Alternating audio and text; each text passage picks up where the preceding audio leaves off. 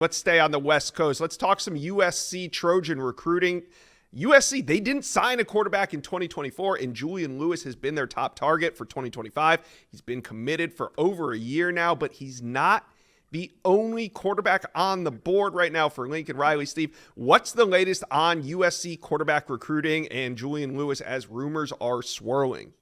Well, obviously, Julian Lewis has been their top guy, first in 2026, but they knew he was going to reclassify, didn't recruit anybody else in 2025. They've invested a lot of time in Julian Lewis, been out to see him. He's been out to Southern Cal twice this fall, but he's kept other schools warm. So USC keeping other quarterbacks warm. That list starts with Husan Longstreet, currently committed to Texas A&M, five-star signal caller from down the road.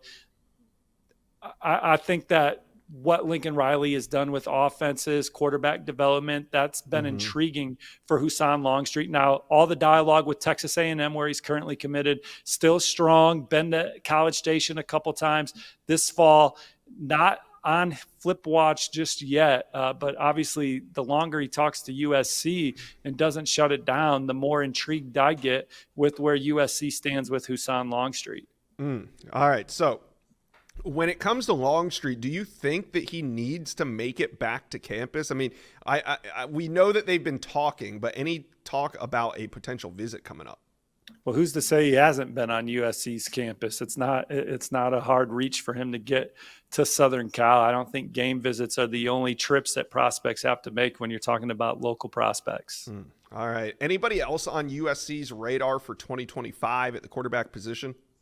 I mean, I could speculate on some names. I haven't heard any definitively. I mean, Hawaii's all-time leading passer, Jawan Keys, Sagapolatelli, is one that I would certainly be pursuing if I was any program right now looking for a championship caliber talent at the position.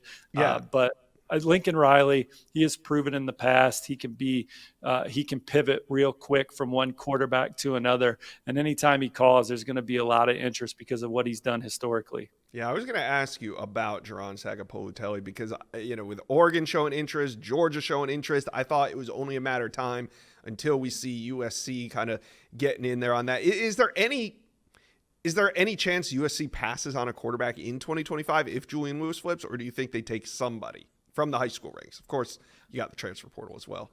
Well, they need to create some depth. I think that they like the older guys that they have in their room, and obviously they're making the quarterback change this weekend.